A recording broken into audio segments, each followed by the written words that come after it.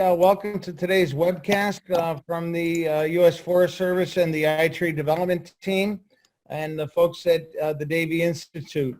I just want to go through a few logistical things first, but one thing will be the best way to view your presentation will be to look at the top right corner of your screen, and there's an icon there to look at the full screen, and that way you can get the most out of the viewing of the presentation. If you want to get out of that, you can go to hit your escape key, and that will bring you back to this screen here. At the bottom, there's also a chat icon, and if you click on the chat icon, that's where you'll basically go and it will open up a window where you can type in any questions that you have for the panelists. And then you will stop at a logical point in time to ask the questions that you type in as we go. So.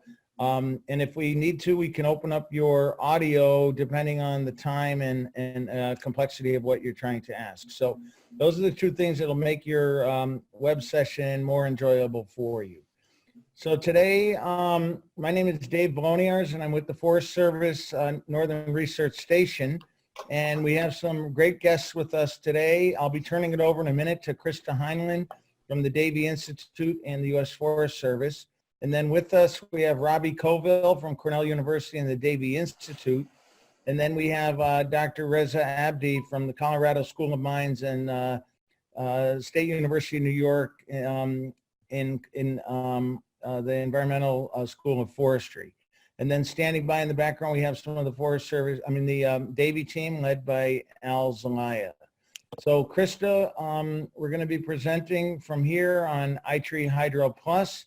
And I know it's one of our most complex programs, but also one of the most powerful programs that the iTree team has to offer. So, Krista, I'll turn it over to you now, and you'll be all set. Excellent. Thanks so much, Dave. Welcome to today's webinar, everybody. I know that it's entirely possible that the notion of seeing something new from hydro is very compelling. Hang on one second. Let me get started from here. Basically, what we're introducing today are some new features for the hydrological model that is housed at iTree. And it's something that's been in the works for quite some time in terms of progress on improvements and updates to the robust features in this system. And as we're aware, it's, water distribution over your landscape, and particularly with respect to urban canopy assessments, is something that is becoming more and more valuable on many different levels. So welcome. Today we wanted to bring you an update, not just on what we're featuring as Hydro Plus, but specifically some of the new work that has been done on the modeling and what that means for the future of hydro, and at its role as one of the feature parts, one of the feature programs in the iTree research suite that we'll talk about a little bit today as well. And one of the things that you're going to notice in particular is that what we see today is going to look a little bit different. We wanted to, introduce this as honestly and as straightforwardly as we can, but do know that the traditional graphic user interface that we experience for most of the iTree applications has not yet been applied to this particular model. And our guests today are going to talk about that as well. So for those of you who join us on the regular basis for the iTree webinar, we're really glad you showed up. Be aware that if coding is not necessarily in your wheelhouse, a little bit of this may feel unfamiliar, but once we sort of run through how this works, it'll hopefully present a really nice picture of where it is that these hydrology models are headed with respect to your urban canopy. So many of you know Robbie Colville from our webinars past, but he's also been one of the people behind the scenes working to keep hydro up to date in one of our vibrant applications.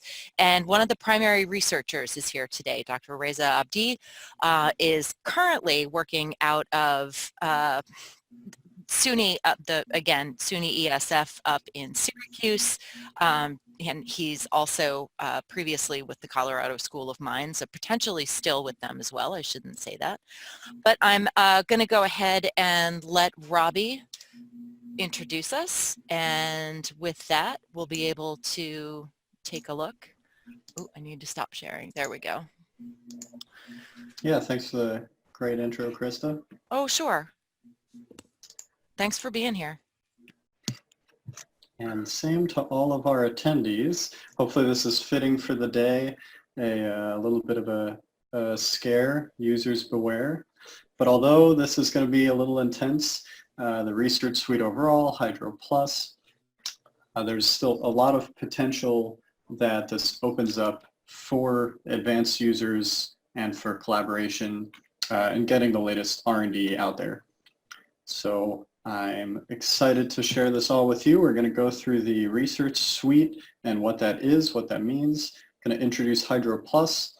That'll serve as a context for Reza's scientific presentation on his work, and then we'll wrap up with how to use Reza's development in part of Hydro Plus, how you can access those green infrastructure features. So without further ado, what is the research suite? The purpose is getting the latest research out there. We want it to be available to users, whether just to see how this stuff works, you want to use it on your own, you want to extend it and build upon it. And so it's part of this workflow of us building these models and then either batch running or conducting our own analysis with the models, managing that data and packaging it to user-friendly products like iTree Eco, Landscape, Design, and you'll learn more about that as I go. And so it's motivated by the fact that we're developing these advanced research tools, but we don't have the kind of resources to support those tools as we do for the more core tools of eco, design, these sorts of things. And so the differences from the core tools is that, importantly, there is no support. We don't have resources to provide technical support for these tools.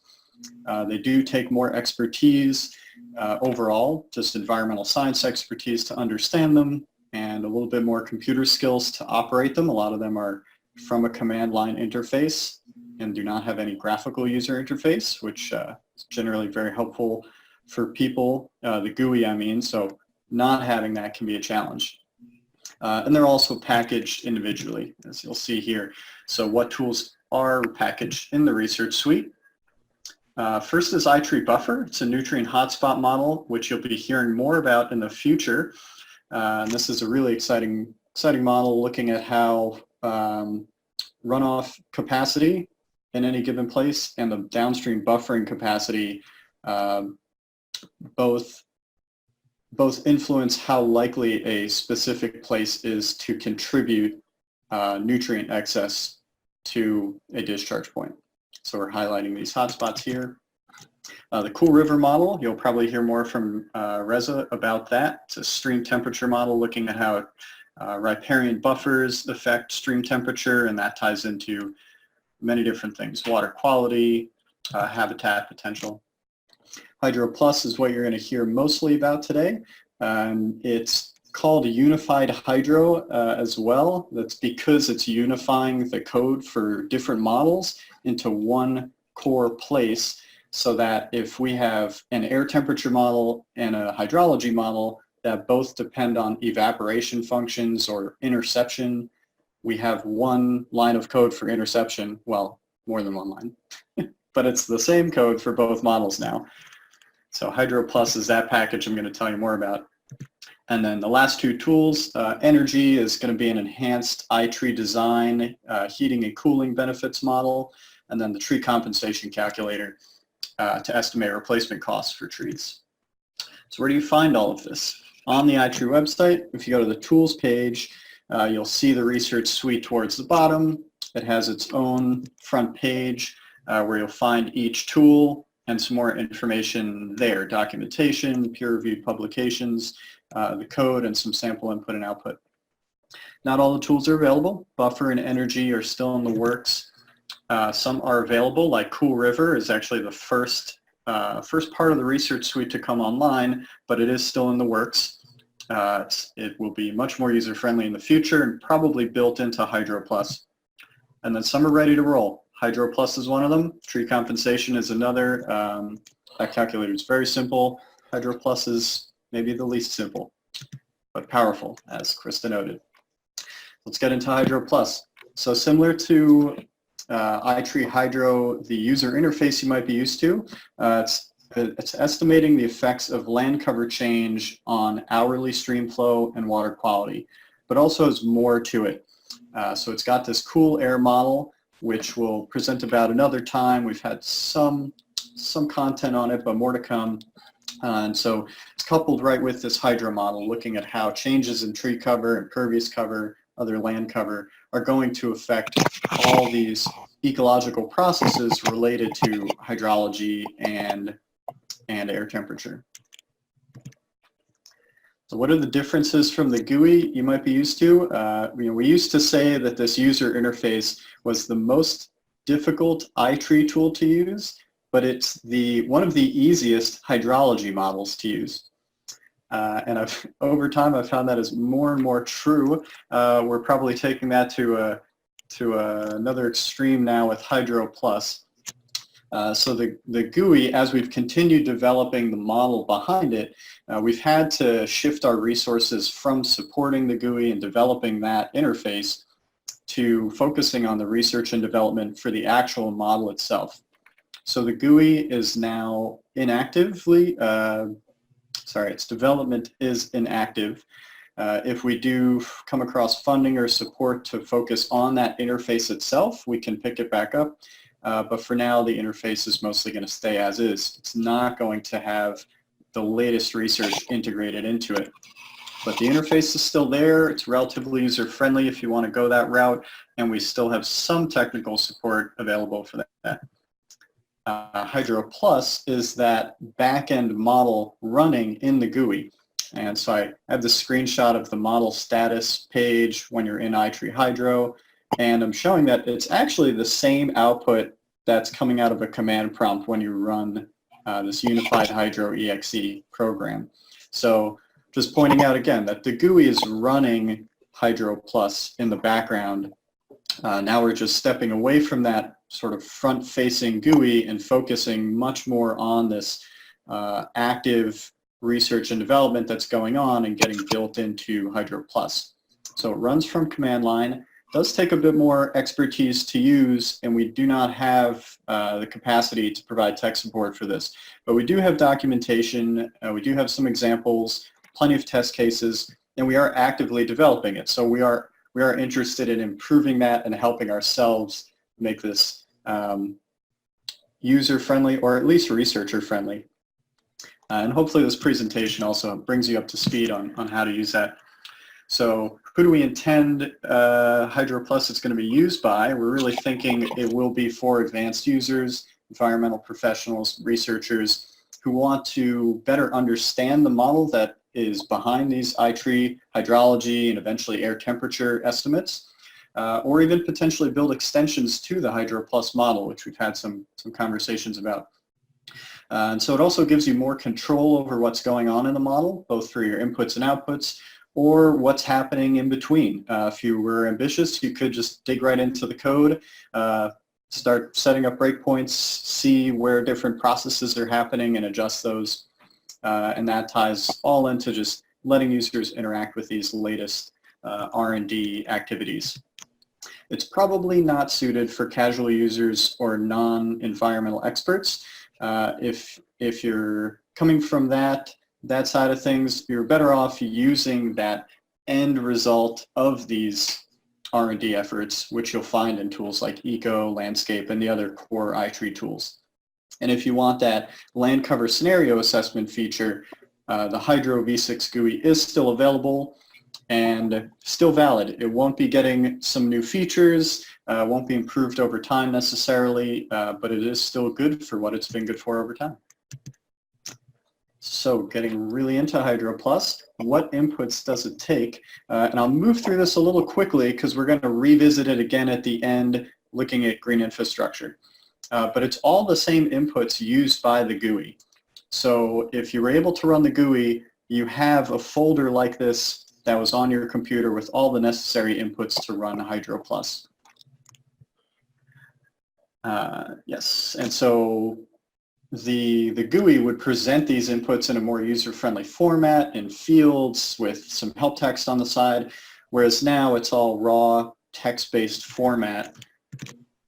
But there are example inputs, both, as I said, you could get from the GUI, and with the Hydro Plus package, we have a built-in auto test script to make sure that as we develop it, we're not changing the results for the different important test cases. And so you can use those test cases and the technical manual as a guide for how to start using it, and also sort of a template for how to set up your own projects. And so just stepping through each of these inputs quickly, as I said, I'll revisit it again. So the config file is the main input you'll focus on. This is where your land cover inputs are going to go, a lot of your project setting, time period. Then we have a elevation file, either a DEM or a TI file, topographic index. You'll need weather data and optional stream flow data. This is going to be probably the most challenging to obtain. We do get it from a public source, NOAA NCDC, but it needs to be pre-processed before being used in Hydro Plus. Right now, the only public preprocessor is in the Hydro GUI, and so you can plug in your weather data or download it straight from the GUI. Has a nice feature for that. And then after it's pre-processed, you can export it for use in Hydro Plus. In the future, we probably will have a standalone script that people could use to pre-process weather data. And we do have documentation on what that preprocessor does. Not that it's a recommended route to go down, but users have actually coded their own. And then lastly, water quality coefficients. You'll see that there's built-in national defaults, and we have some research underway localizing those values based on the watersheds your area of interest is in, and then what the land cover distribution is for that area of interest. And so then what does it look like to run Hydro Plus? So you would start with this config file, and in all cases you're going to need to change your output directory to a valid path for your own computer. You know, this one's just valid for me, user Coville R. And so this output directory is going to tell Hydro Plus where to write results. So that needs to be valid. You can kind of enable, disable, plug and play with different tags here, but importantly, you cannot just comment them out like is common with XML. You'd have to wrap them in disable tags. It's an important point that might save you some time. And then these data folders are where a lot of the magic happens you'd be used to from the user interface. And so this is representing individual areas for simulation, which for the semi-distributed hydrology model, or so-called lumped statistical model, we're just representing an entire area with some statistics about it. But getting more advanced, you could have a data folder for each green infrastructure type, which you'll see later, simulated as independent units. And so then you would run it from command line. You start out by navigating to the directory that the Hydro Plus executable file is in. And so for me, this is in this release pathway where I compiled the code. And then I would enter that exe name, enter the path, full path to inputs. So you'll see that here. It's one of the test cases I mentioned that come with the Hydro Plus package. Run the model, simple as pressing enter. Make sure no error messages come up. If something does go wrong, hopefully there's some useful clues here, and there's also a log file so you can revisit this text in case you get scared and just exit out right away. And then you get your results. And again, these outputs are actually what the user interface, the GUI, had used, but it would parse them into useful graphs. You know, most Hydro GUI users probably didn't look at this file, output.dat, but it has pretty much all the results that you would see in the GUI. And there are additional outputs too, and additional processing you can do so that you're not just looking at this text. And so, you know, a simple example is just presenting it as a time series of your discharge. But you can also do more advanced analysis and reporting. And so in this case, we're doing batch runs of different land cover scenarios. We're scaling up and down tree and impervious cover and looking at how different flow components change. This is the sum of a specific flow component for a specific land cover scenario. And that can create pretty beautiful and compelling graphics like this 3D graph pointing out that increasing impervious cover has a much greater effect than tree cover, and we can go from there. And you'll find those in a lot of the Forest Service reports on the hydrologic ecosystem benefits of trees. So what are the next steps for the research suite? We'll talk more about this later, but again, you can visit the iTree Tools website to find that. Find these tools, examples, documentation, and who to contact for more information. And again, we cannot provide free technical support for the research suite, but we could potentially serve as consultants for it. And if you're interested in that, please reach out to info@iTree Tools. And with that, I'll pass it to Reza to present his scientific work on green infrastructure. So Reza, you could take over. I will stop presenting. Okay. And Reza's slides are going to be much more on the scientific methods, results, and discussion behind green infrastructure. Then right at the tail end of this webinar, I'll present on how all of that fits into Hydro Plus that you can access. Yeah, Robbie, thank you. Robbie, before we get too far, and apologies, Reza, but Beth is asking, is the disable XML tag all caps? So she caught that as you were moving through. Oh, good question. Yes, I think it is. I think all the tags are case sensitive. That might not be true across the board, but the safest bet is to assume it is. And the next question we have is, since the source code is being distributed, this is a question actually about GitHub. So I'm actually going to hold off on that one for now. And it's a great question. Yeah, I'll dig into it later. Okay, okay, cool. Thank you. Okay. Hello, everyone. This is Reza. I'm talking with you from snowy Colorado here in Colorado School of Mines. Thank you very much, Robbie, for having me. Thank you very much, Forest Service. I'm glad and very excited to explain part of my research, which I have done during my PhD when I was in the SUNY SF. So today, I'm going to talk about mostly the computer algorithms that I developed to simulate nature-based restoration plans in stormwater systems, which we finally added that to the iTree Hydro, or currently called iTree Hydro Plus. So in general, my presentation is talking about two broad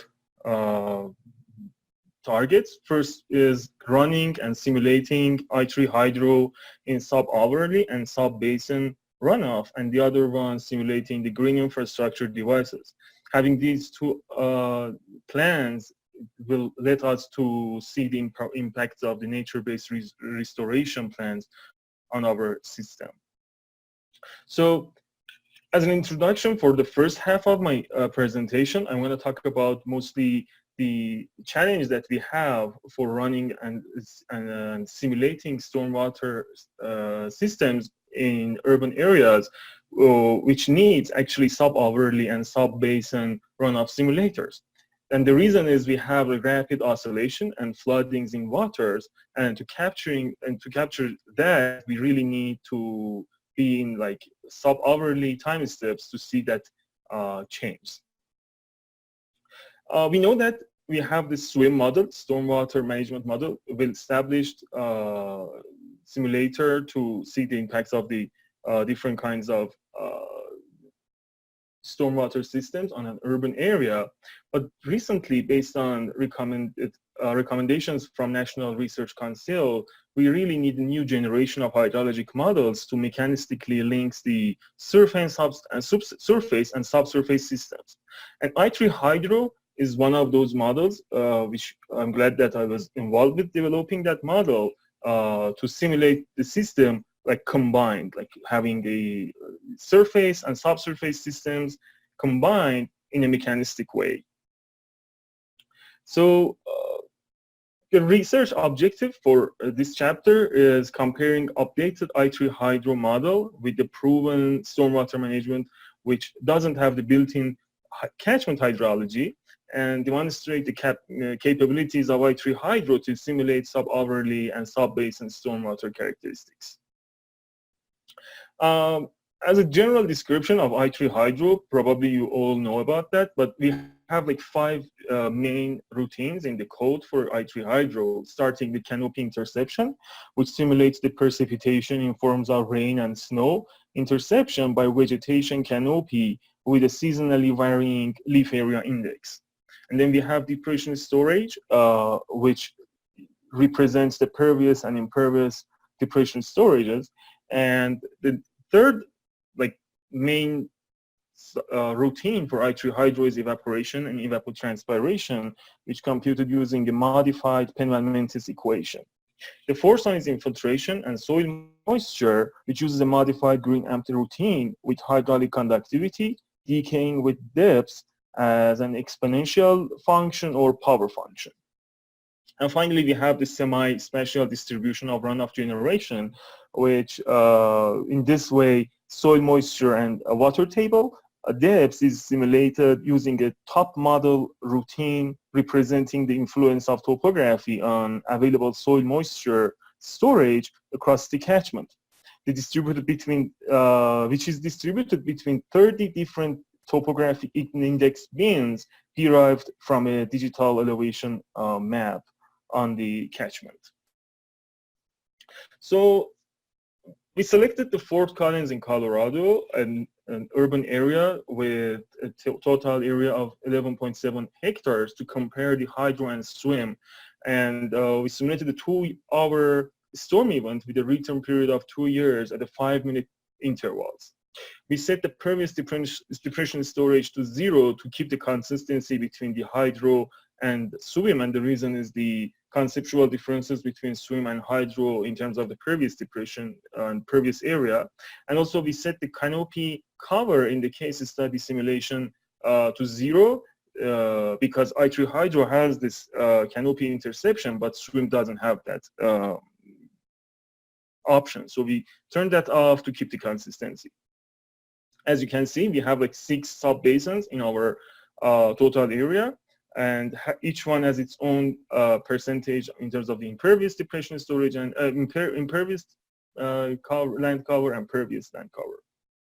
So sorry about this messy table, but I tried to put everything which we have after stimulation for the sub-basins S1 through S6 and the total sub-basin, and we have here the simulated runoff, peak runoff, infiltration, and evapotranspiration, time to the peak and duration of this infiltration happening, and duration of the runoff and duration of the infiltration.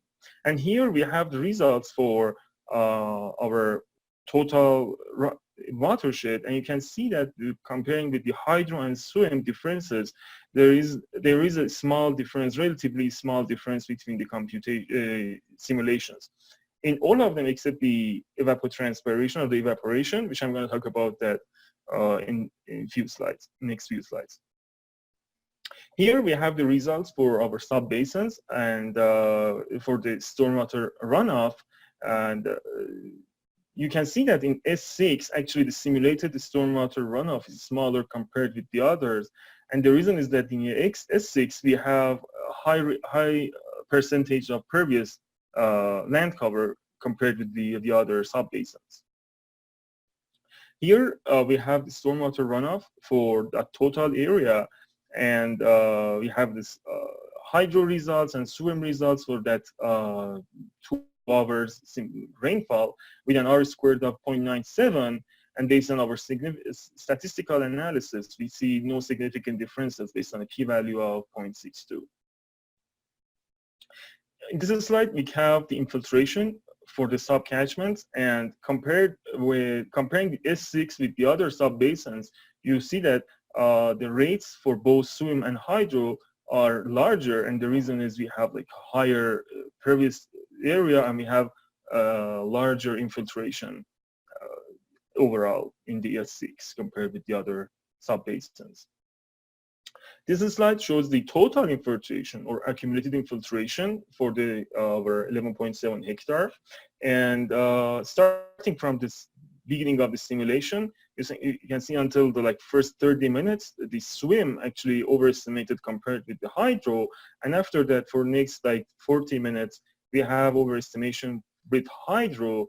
But after that, the accumulated infiltration for swim and hydro are fairly close. And this slide is the evaporation for the subcatchments. And the reason I put this slide here is that showing the variation of evaporation in hydro compared with the swim in most of the subcatchments. And although we put a constant number as input data for swim and hydro as a time series, but you can see that the hydro actually has this variation in evaporation compared with the swim. And there is a reason actually for this and the routines for calculating the evaporation, although we are putting constant value as the input data for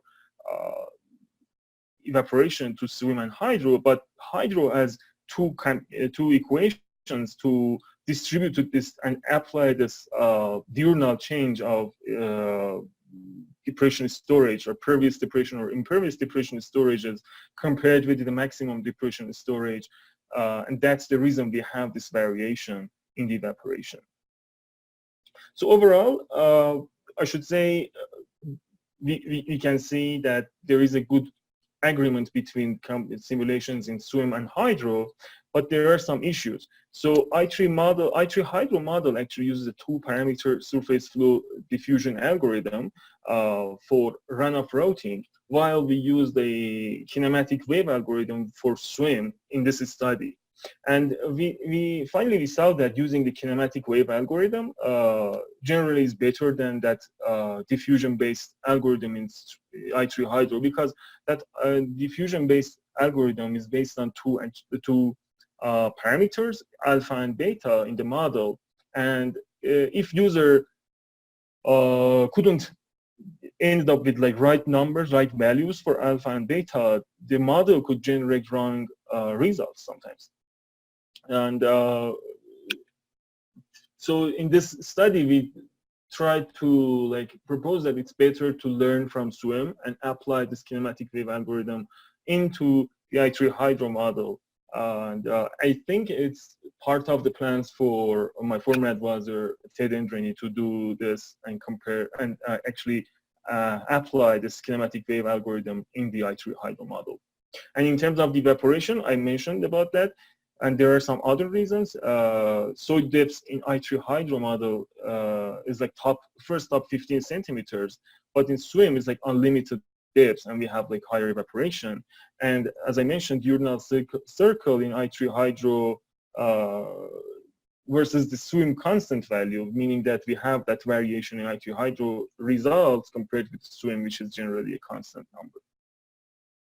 So as a discussion, I should say that comparing the swim as a well-established EPA-supported model compared with the iTree hydro, which is a relatively young model compared with the swim and supported by the USDA and Forest Service, each model has its own benefits. For example, swim simulates the runoff into the green infrastructures, and we can transform the storm sewers transport the storm sewers and see the change in our system. And the water pollution loading is another benefit of swim. And on the other hand, we have iTree hydro, which has this canopy interception and canopy evaporation and transpiration, which actually designed for tree planting, and it's a very helpful tool while I'm working here. And people sometimes want to use this for wildfires simulations. And also, iTree hydro links the soil and atmospheric water budgets and use the elevation data to represent the subsurface water budgets. So in the paper, we mentioned that it's better that these two models learn from each other and try to provide a more holistic model for the users. And in the second half of my this presentation, I'm going to talk about the importance of nature-based solutions in the stormwater modeling. And with that, we have these green infrastructures. By green infrastructures in our system, we can see the change in the rapid oscillation of flooding in waters, increased nutrition and metal concentration, and thermal pollution. We can address actually these kind of challenges in urban areas. We have this nature-based stormwater management, green infrastructures. Using that, we can capture runoff and use them at water in some part of natural hydrological cycles, such as ponded storage, evapotranspiration, and infiltration, which eventually resulting in improved water quality and more manageable quantity. For this part, the objective is integrating permeable green infrastructure devices developed for the SWMM code into the iTree hydro model, which offers a catchment representation of atmospheric, topographic, and vegetation drivers on the vertical and lateral movement of the water. So here we have these 4 sketches. Actually, I developed 5 different green infrastructures, but this is for bioretention cell, and the only difference between this one and the rain garden, the other green infrastructure devices which I developed in the iTree hydro, is that there is no storage and storage drain for rain garden.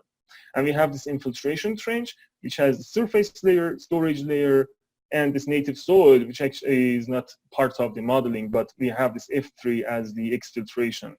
And of course, we have this F1 in all of these models as the infiltration. But we have this like F2 in bioretention cell, which is the soil percolation. And the other GI or green infrastructure devices that we implemented in the iTree hydro is the swale. And in the swale, we have actually the soil layer and no storage layer that we have here in infiltration trench. The differences between like the other green infrastructures compared with the swale is that we have this longitudinal change of controls, which is this slope, and this Q naught is not happening from the part of this part of green infrastructure, but it's happening in the side walls or side sections of our GI. And finally, we have this permeable pavement, which has this additional pavement layer, and this F4, which is in the SWMM, is like permeable pavement, porous pavement, sorry. And for all these GIs, you can see that we have this Q naught, which using this Q0 or Q naught, we have this inflow to the GI, and we have this Q1 as the surface outflow, and the QE here is the emergency type spillway, and sometimes we have this Q3, which is storage drain. All right, now I'm going to talk about our model development and some sort of theoretical things which we have done for developing and like mapping the SWMM into the hydro. So we have like this bioretention cell as the generalized green infrastructure, as SWMM mentioned in its tutorial, and we have this structure for iTree hydro. The differences between these two structures is that in iTree hydro we have the dynamic variation between the unsaturated zone and saturated zone here, as you can see here, this dashed line. So in each time step, these distances, these depths are changing based on the condition of our system. But in green infrastructure types, in SWMM, these soil depths and storage depths are like constant. And like when you want to run it, you actually set like constant numbers for soil and storage layers. So by mapping this structure in SWMM into the hydro, we ended up with this option here that we have, and we tried to like make the SWMM structure compatible with hydro structure. So we have this I in iTree hydro as infiltration here. We have Q for the root zone storage, and we have this unsaturated zone storage. So we try to say, okay, the F1 is actually the infiltration, F2 is our root zone Q or the root zone flow, and the F3 is exfiltration, which is the unsaturated zone. But the challenge that we had was that how we can map this structure in this one, which is like changing through the time in each time step, like dynamically.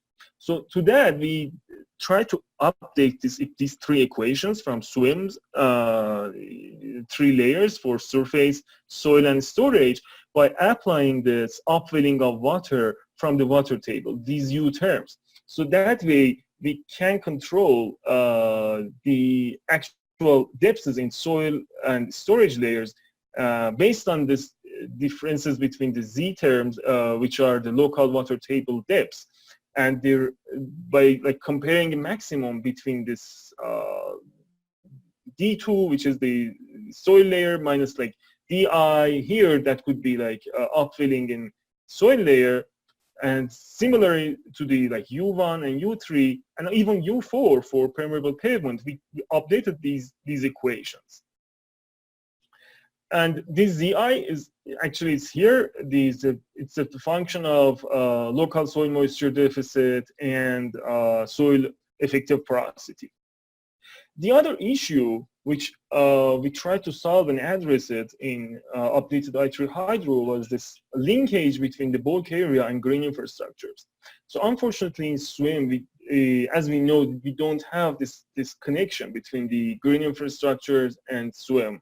So that means the local water table in green infrastructure cannot update the water table in our bulk area.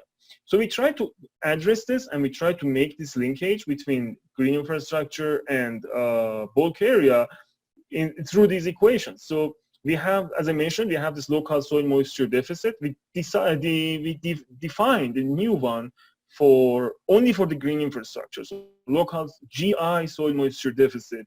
And since we have the sigma sign here, that means we might have multiple types of green infrastructure. So that means we can gather all the impacts from different types of the green infrastructures or different numbers of green infrastructures here.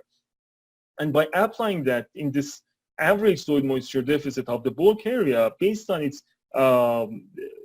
fraction of the catchment area, we can update this average soil moisture deficit for bulk area. And the next time step, in time step I+1, then we have this updated S bar, or average soil moisture deficit.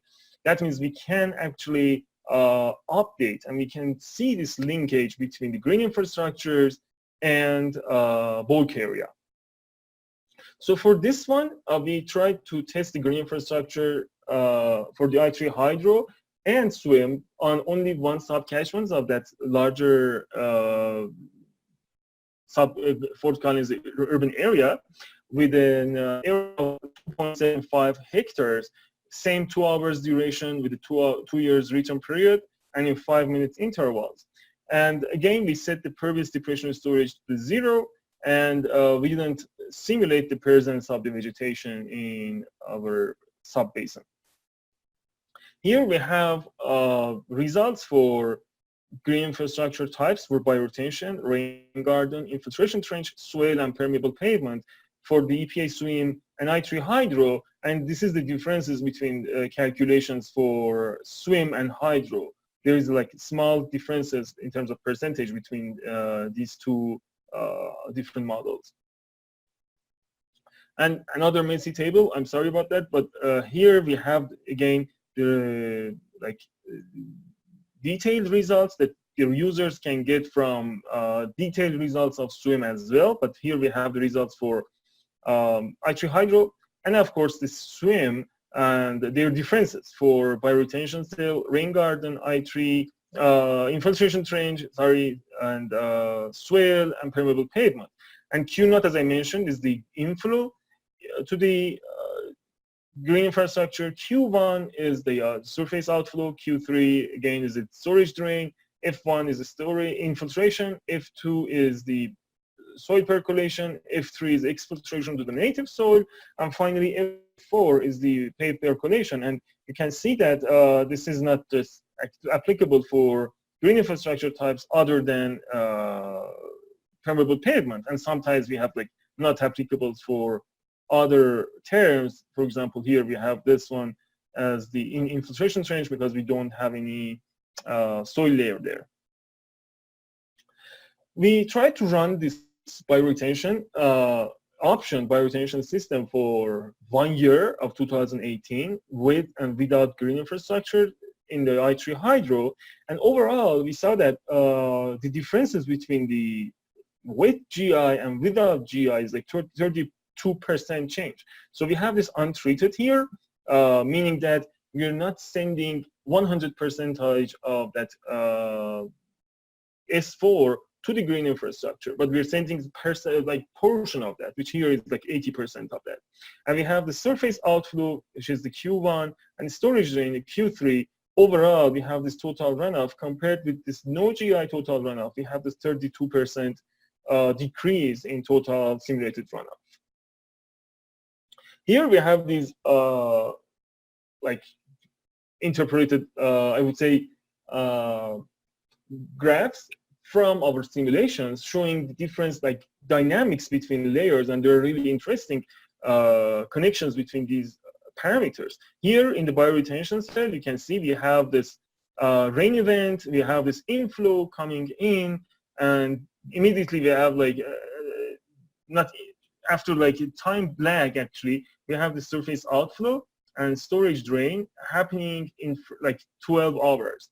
And you can see this surface depths, we have that one, and different layers, including this infiltration. And once we have the infiltration goes to 0, the surface depths also goes to 0. And later on, we have like soil percolation goes to 0, but in the lower layers, we still have water even after 12 hours.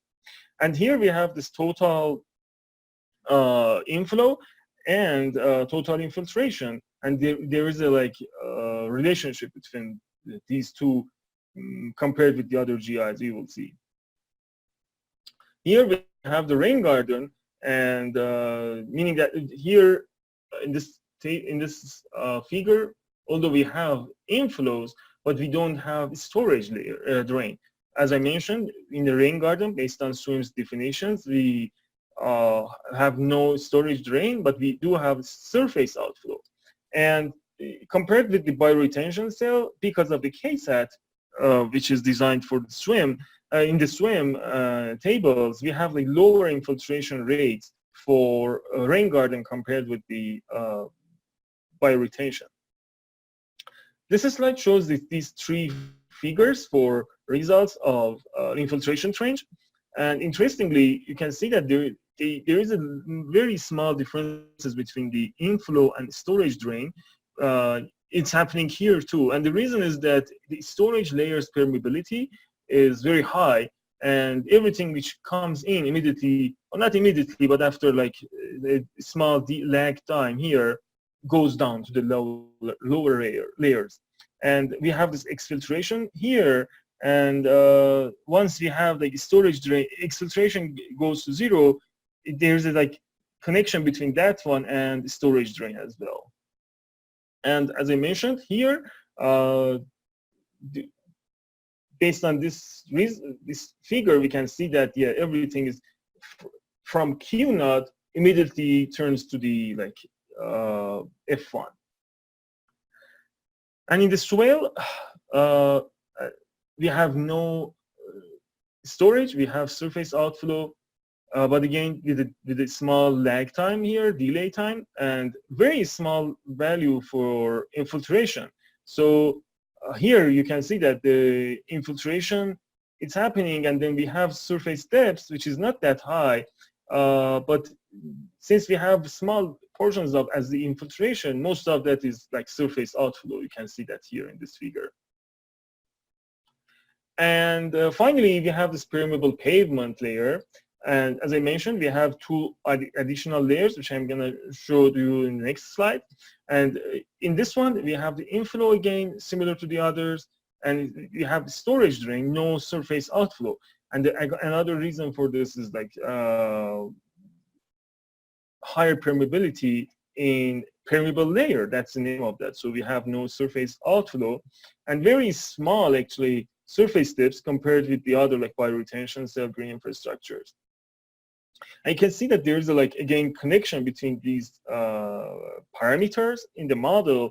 For example, here once we have like storage drain goes to 0, the soil percolation goes to 0, and that means that soil percolation actually controls this storage drain. And once we have no soil percolation, meaning that we have no storage depths as well.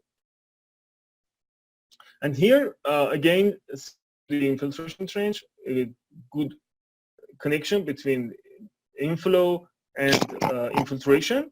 And these two parameters are the additional parameters for pave depth and pave percolation, which we have only for permeable pavement layer, green infrastructure type. And this slide actually shows that linkage, which I mentioned about that earlier. We try to show the differences between having this green infrastructure and bulk area connected and detached. So like here we have 12 hours of simulation, and we have differences in soil moisture deficit, as you can see here, Z average for the bulk area and Z average for the bulk area with no GI. And moving forward in our simulation time from like 0 to 12 hours, we can see that at the very end, we have like 35 millimeters difference between these two terms, meaning that if we connect this green infrastructure scenario with our bulk area, in theory, we should see the differences in the water table of the bulk area. All right, at the end, I should say, that as a discussion, I should say that iTree hydro model improved the SWMM simulation of green infrastructures by linking the devices with the vegetation canopy process and linking the devices with subsurface groundwater aquifer and representing the influence of shallow water table on the device. With that, I'm finishing my presentation. I hope you enjoyed it and learned some stuff. Thank you very much. Yeah, thank you, Reza. So I'll take it back over. We had a couple questions. One, I will address the open source thing. I'll address at the end. Another question though, Tom asked, what is the explanation for the difference for the annual simulation?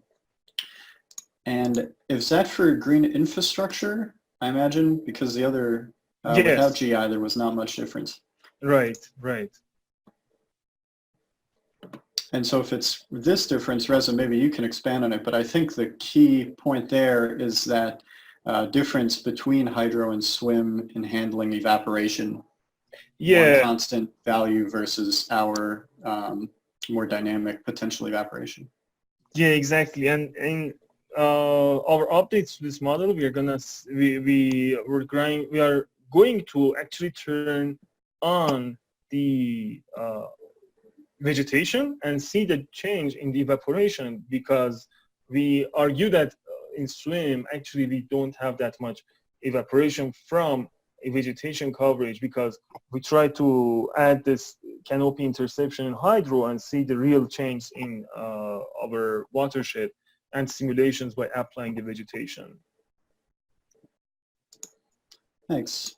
And yeah, an important point there, as we were looking at Reza's presentation, is that the goal there was really to compare hydro and SWMM and then add green infrastructure on that foundation, and then compare them with green infrastructure to ensure that hydro plus green infrastructure was sort of validated by SWMM's green infrastructure implementation. And that said, Hydro Plus can add vegetation into those green infrastructure features. For example, you could add tree canopy cover in a rain garden or bioretention basin to simulate a tree pit. But that wasn't done in Reza's presentation, as the differences between the models would be, we wouldn't be comparing apples to apples anymore, because SWMM does not have that vegetation component. Yeah, that's great. So I see some other questions coming in. I'm going to jump through how green infrastructure runs in Hydro Plus, so you can start tinkering with that. I can't stay on until 2:15 to answer some questions, or if you send your questions in, we'll have that list, and if needed, we can follow up in a forum post or website post that you can visit afterwards. So with that, yeah, introducing Hydro Plus, green infrastructure. So what is the status right now? So documentation-wise, Reza's dissertation is available on the Hydro Plus webpage and through SUNY ESF's library. And section 5 of that dissertation includes detailed information about green infrastructure, a lot of what he just presented here. There's also scientific articles in review and in preparation about what Reza presented. So that'll be available. And then the Hydro Plus technical manual has some information kind of parallel to what I'm presenting here. And importantly, Hydro's GI component was designed based on SWMMs so that the expertise in SWMMs, it's actually called low impact development in SWMM, but expertise with SWMM's LID modules can translate very well over to Hydro Plus GI. So in terms of parameterization and that sort of thing, you can also refer to SWMM's fairly extensive documentation.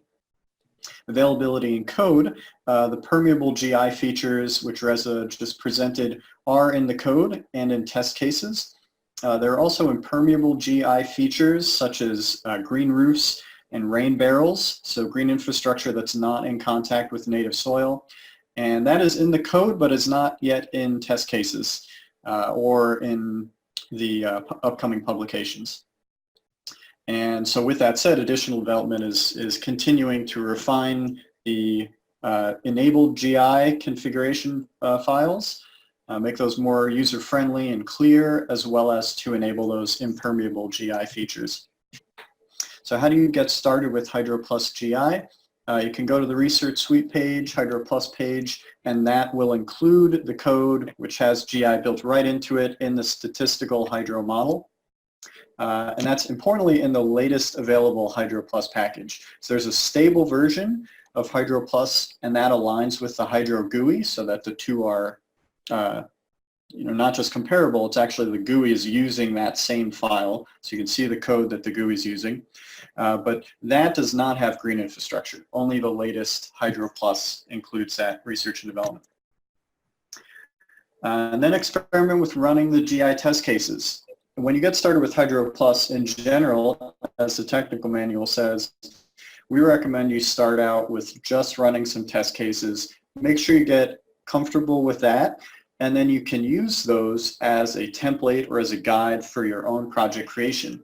So green infrastructure has its own test cases, and those config files will be very useful to see how data folders are added for different structure types by a retention basin, a rain garden, and how those are parameterized.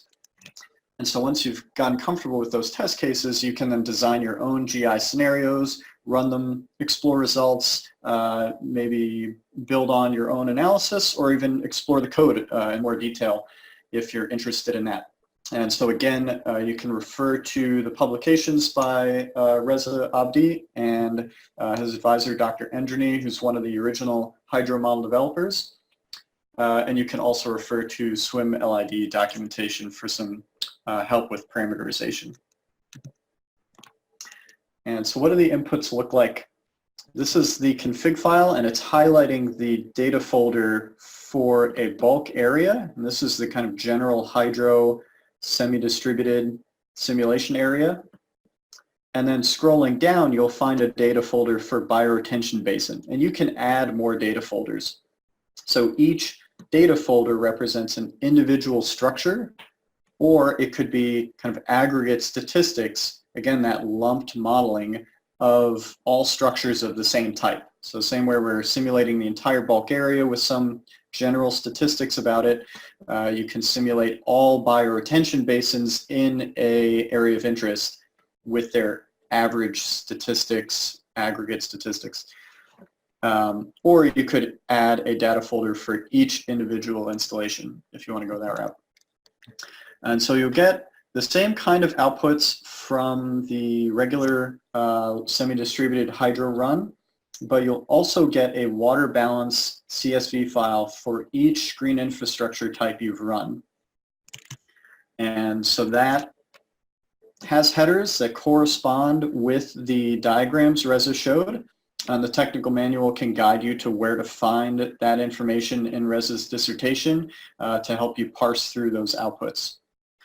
And again, most of those outputs are aligned with SWMM by design to help make them comparable and make the expertise in one transferable to the other.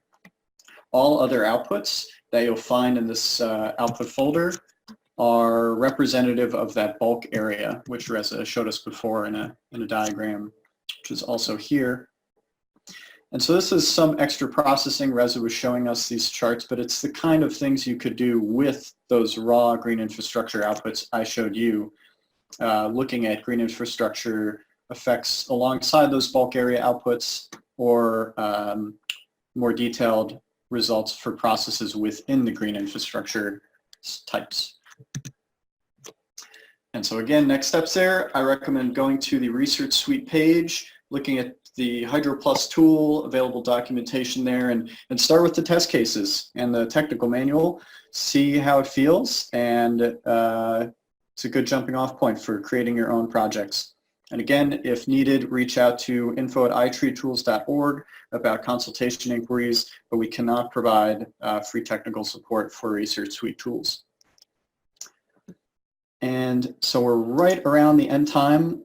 Again, I can stick around and answer questions for a bit. Reza might also be able to, so we could start digging into those. Thanks everybody for your attention, your interest. Thank you, Reza, and the whole team for enabling this.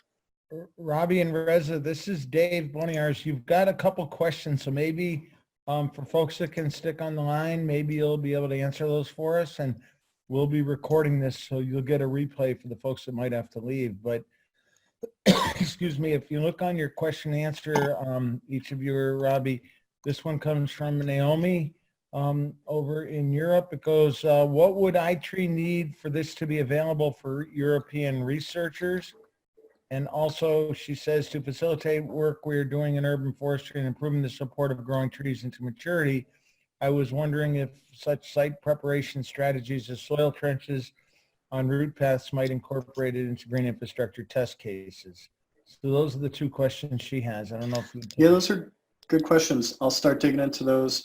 First, I'm actually going to pick up Utkarsh's question from earlier about the code being, if it's being distributed, why isn't it on GitHub and allowing people to contribute? So it's a great question we've considered quite a bit. And it really comes down to two main points. One is that we need a stable version for our work with the Forest Service and with other iTree partners for specific research and development projects. And we could maintain that sort of as snapshots from what's going on in Git.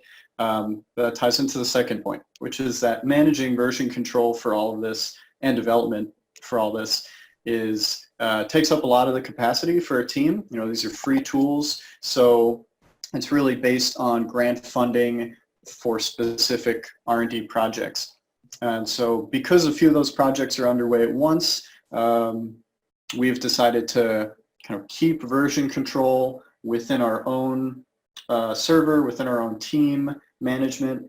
But in the future, there is potential that we'd open this up to be more collaborative and open source, for example, on Git, if we gained the momentum to set up a system like that. One great example of how that would look is the Open SWMM system. And that's a private company hosting information and the code base from the EPA's SWMM model. And so there's the SWMM version and the more open source version. If you're interested in that, again, it's Open SWMM. And that's kind of a model for us, if we did go that route, how we would ideally set it up. But for now, that is not in the works. So then moving on to Naomi's question. This tool, actually, HydroPlus, is in a sense a little easier to use outside of the US. It's not US centric, other than the fact that gathering the data for this can be a little tricky outside of the US. But for HydroPlus users, you're probably a more advanced user to begin with, so getting through some of these hurdles are not as likely to be a challenge for you. The real trick is with weather data. We get it from NOAA, NCDC, and some of those parameters are hard to get outside of the US, specifically net radiation and hourly precipitation. So that's the trick. The treat is that there's a pretty good forum FAQ in the Hydro FAQ section about the international limitations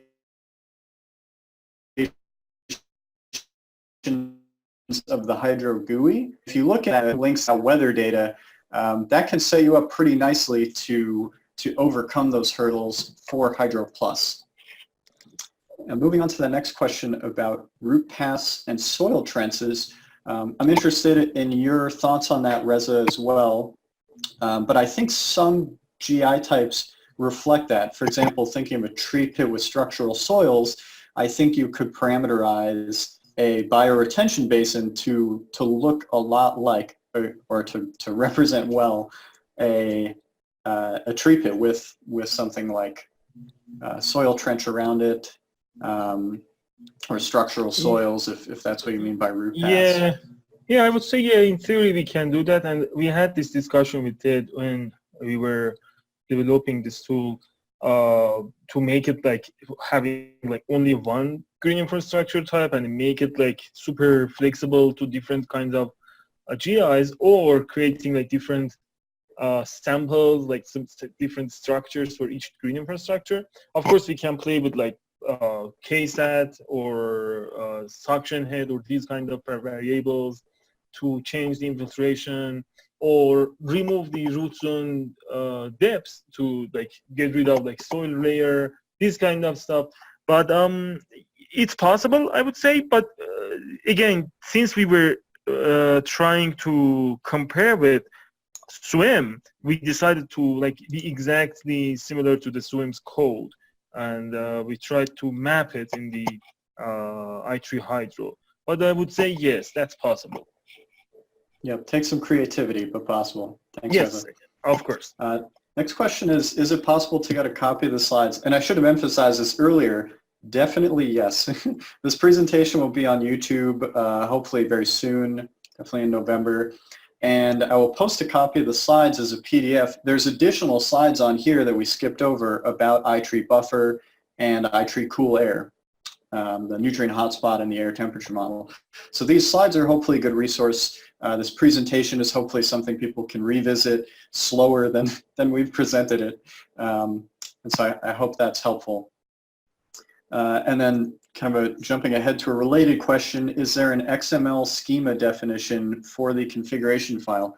Great question. So we have those test cases. So each sort of main pathway you could run Hydro Plus in will have a test case, so that we're ensuring that mode of the model is working correctly. That said, it's a complex file, and there's many versions of it because there's many ways to run the model. But you'll find in those test case folders sort of the kind of master copy of the config file. Specifically for GI, I think for the general test cases, each test case has pretty good commenting, and we're trying to update the commenting for all test cases when we change any of them.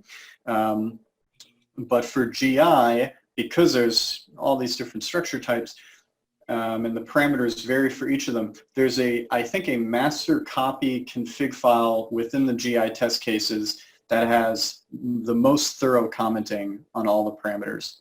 So between that kind of master copy and then Reza's dissertation, which the technical manual for Hydro Plus will point you in the specific spots of the dissertation that are relevant, and then the SWMM LID module documentation, hopefully with all those resources, the GI parameters are digestible. Not saying it'll be easy, but should be doable. Yeah, Robbie, I should add that in that config files, especially as you mentioned, the master copy, we try to define everything, like from I don't know, a time of the year, from the starting date to very detailed parameters that we have used for simulating the green infrastructures. All are defined with their units. They all are available in the config file as the comments. Thank you, Reza. Yeah, both for sharing that here and for setting that up. Very useful. Yep. And so last question here, does Hydro Plus, this is probably more for you, Reza, does Hydro Plus support lateral groundwater flow dynamics to ensure connectivity between the GI and catchment subsurface hydrology? Or is the groundwater volume lumped onto just the downstream element? And so that ties into what Reza was describing about, I'll pull up this slide here in Reza's presentation. So do you want to describe that briefly again, Reza? Yeah, I think I could try if you want. as I understood question correctly, there is a connectivity, of course, between the green infrastructure and the catchment subsurface hydrology. So we have in that structure, as I mentioned, this storage drain, and also we have this exfiltration of F3, which is in the hydro, we call it unsaturated zone, saturated zone flow, which goes to the base flow. And it was there before, even before applying the green infrastructure types, and we didn't change it. So yeah, by applying the green infrastructure, we will have that.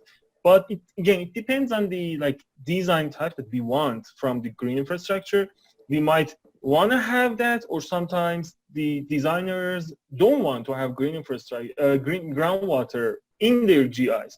So there is a flag in the config file. I can't remember its name. I think it's the base flow flag or BF flag, BF_flag, something like this, to turn that on and off. By turning that off, which was preferable for us, you won't have any groundwater or base flow from the green infrastructures. But if you turn that on, then you will see change in the water balance. Thanks, Reza.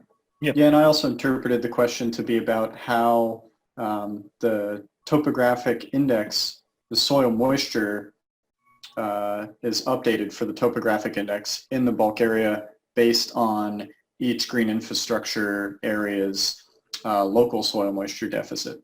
Yeah, it depends. And so there is that interplay there.